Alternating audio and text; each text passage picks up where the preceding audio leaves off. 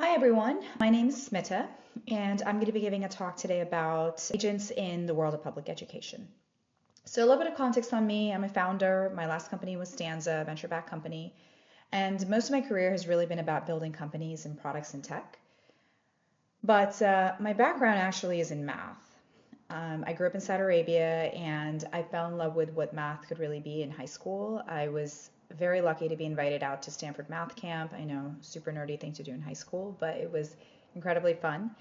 With about 30 other, amazing smart kids from all around the world. And for me, that was the turning point, both in terms of my life of what math could be, but also really opened up my career and my opportunities both in undergrad and grad school, where I went back to Stanford. But after my last company, Stanza, I, had the opportunity to take some time to figure out what was next. And a little bit about how I got here was I was, walking around San Francisco, which is where I live, and I ended up actually walking into Mission High to ask about any volunteer opportunities in math.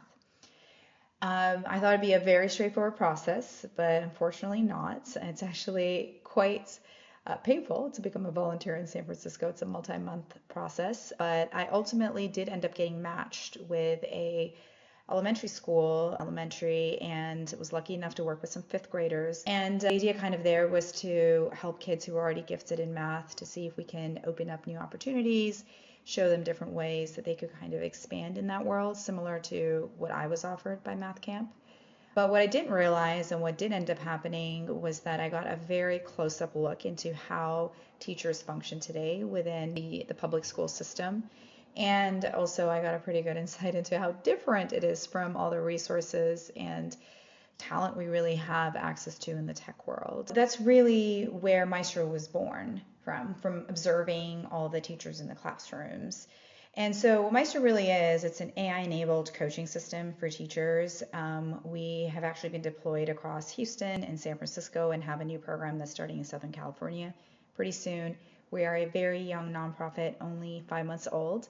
And our entire mandate is all about closing the gap between what's taught in a school and what's learned. And our hypothesis is effectively that we can use the latest and the best AI models out there to generate materials that actually understand where students are today to help them build to the next skill that they need, but not necessarily just in terms of learning the curriculum, but also making sure that when they are assessed based off of what they know, they're able to show that they have learned it as well. And so before we go into more technical details here, what I thought would be really helpful is to show you a quick video on how teachers today are using Maestro, both giving you a snapshot of what life was before Maestro and then giving a quick snapshot of what life is now after they've started using Maestro. Hi, I'm Alexia Lewis. I work at KIP Polaris Academy for Boys. It's an all-boys school on the northeast side of Houston. So this is my 5th year teaching. My first 2 years I taught adults, and then my 3rd year I taught 8th grade science. Now I teach algebra. This is my 2nd year teaching algebra. Before I started working with the company, it was me going above and beyond to make sure that my kids had all the assignments that they needed, because as we know, the materials given to us in the schools is not nearly enough what my students need, because we have students who are on every level, right? We know that we work in a school system where they will just pass a student on. So you can have students who don't know math at all, don't even know multiplication, but they are in algebra because we work in a school system where they are forced to be pushed through. So it was me coming up with assignments, going to Khan Academy, going to Math Stream, Mathway, and just going literally to every outside resource to get what I could for my students.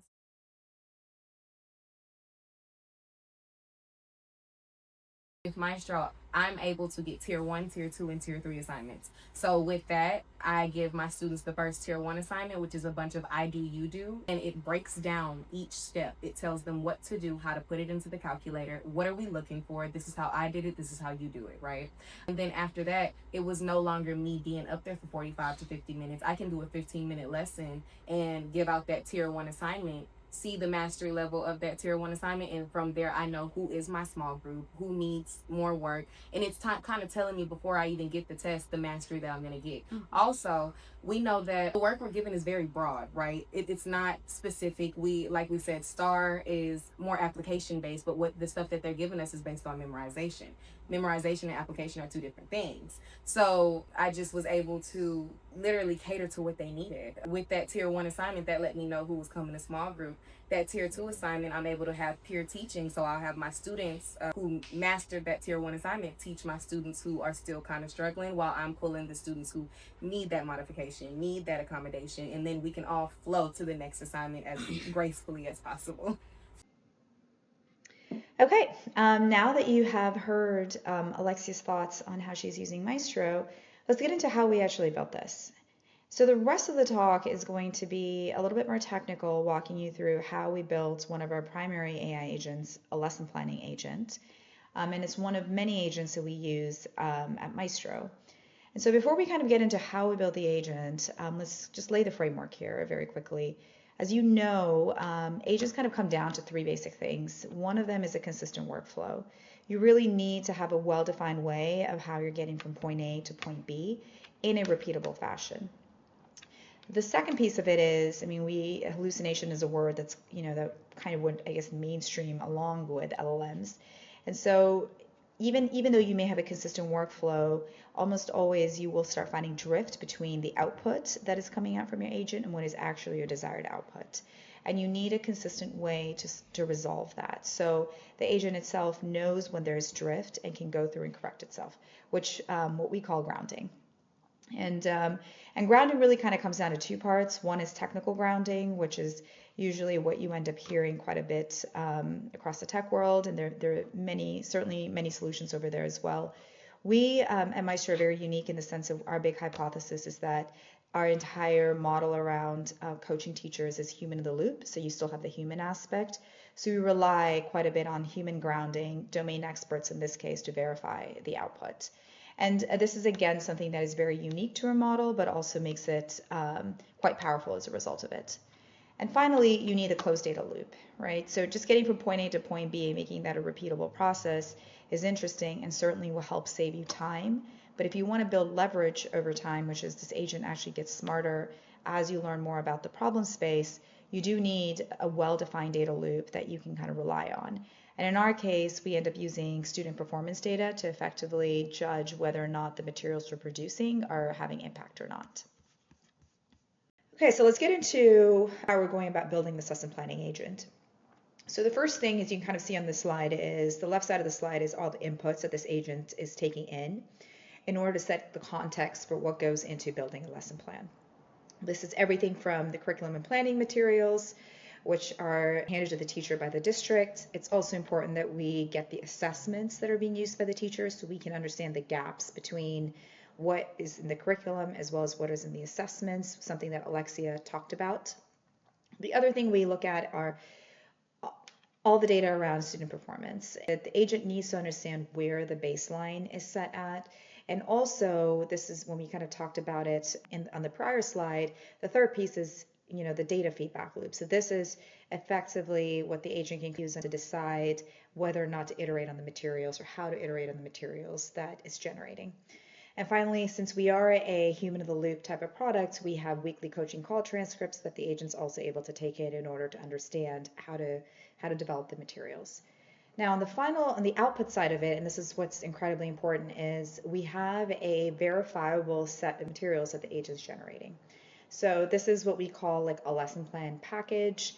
A couple of the things that you see on there are fairly nomenclature, very common in teacher world. So these are like CFUs, which are check for understandings, questions that are asked during the class period to make sure students are understanding it, as well as misconceptions, which are areas that students may be confused about just based off of the curriculum, so the teacher is aware of where the pitfalls are going into the classroom.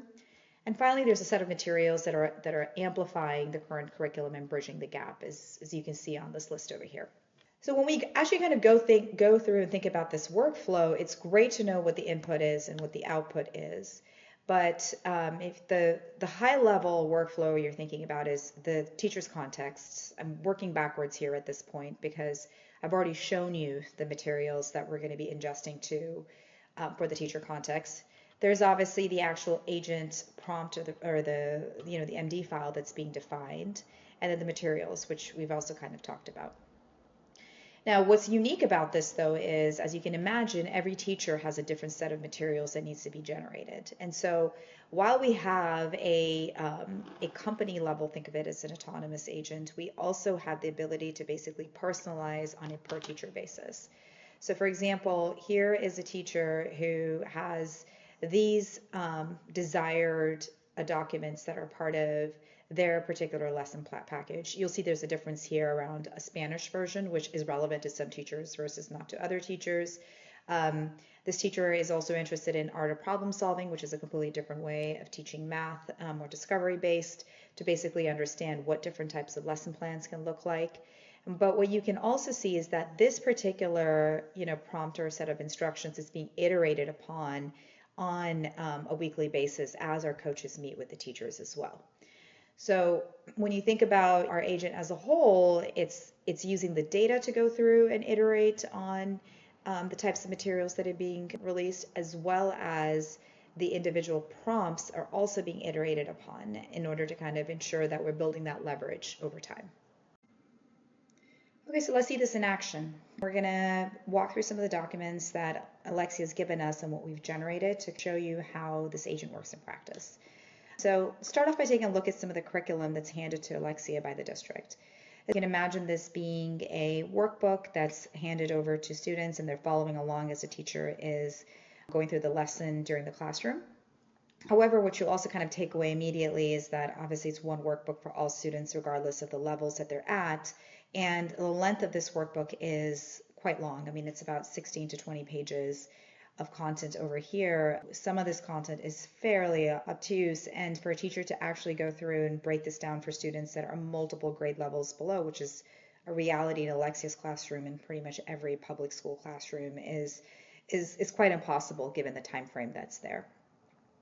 So how do we actually help here in this particular case? So let's look at the second group, which is a tier 2 type of materials, which in the case of Alexia is really being used to kind of understand and gauge where students are in terms of their performance. And here you go.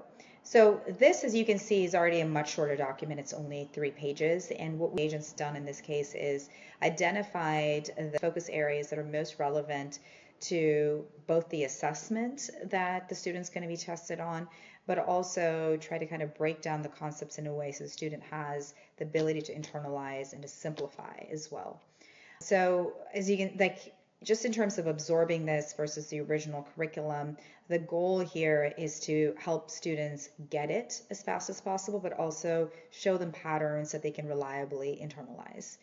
And so if there are students, as Alexia mentioned, that are struggling on this, they can then move on to the tier 3 type of worksheets, which are even simpler, where we basically go through and actually draw out the key concepts, do the watch out, and then do the practice right over here. So we basically break down each step even more, give even more scaffolding in terms of how to break down the problem.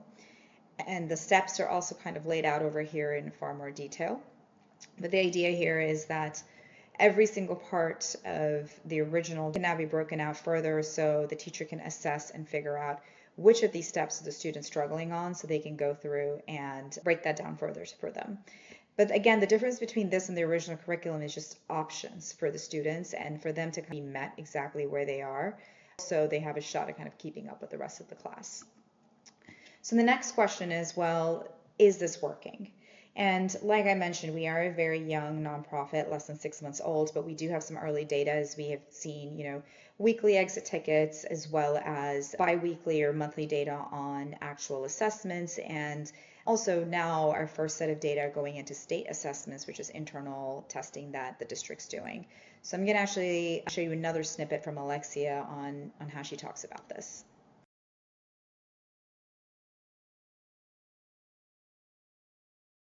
Great. And data skyrocketed. So I went from being in the 60s 50s area with my data, and that was with me creating reviews, texting parents, letting them know. I always send a mass message when I have, whether it's a review, homework, test, I don't care. Parents will always know. But now, these reviews, I've had parents text me multiple times, like, Miss Lewis, thank you so much. This I learned from the review, and I was able to teach them based on the review stuff that they didn't understand because it just caters into it. So we went from being in the 50s and 60s. My data this last test was in the 80s, and then my IA2 data, I surpassed my star scores from last year. So it's, and mind you, I got recognized for star scores last year. So the fact that we surpassed this already, I can't wait to see what star looks like.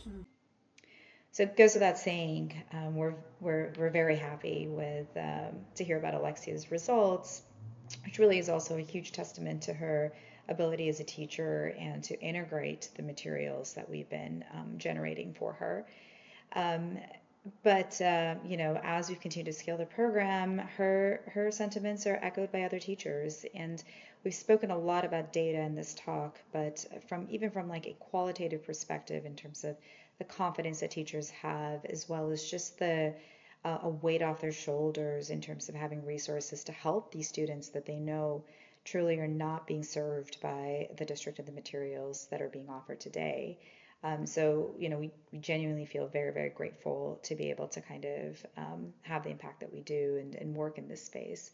And hopefully some, if not many of you, walk away with more ideas of how to ethically apply AI and to kind of use the power of it in ways where there are many, many segments in the market today, not too different from public education, where you can have results very, very quickly because the level of inefficiencies as well as just gaps in general are high enough that even small changes can have big impact. So thank you. And of course, if you have any questions, please follow along. This is my Substack, where we're going to chronicle all of our stories with the work with the teachers, and of course my LinkedIn in case you'd like to connect or have any questions. Thank you for your time.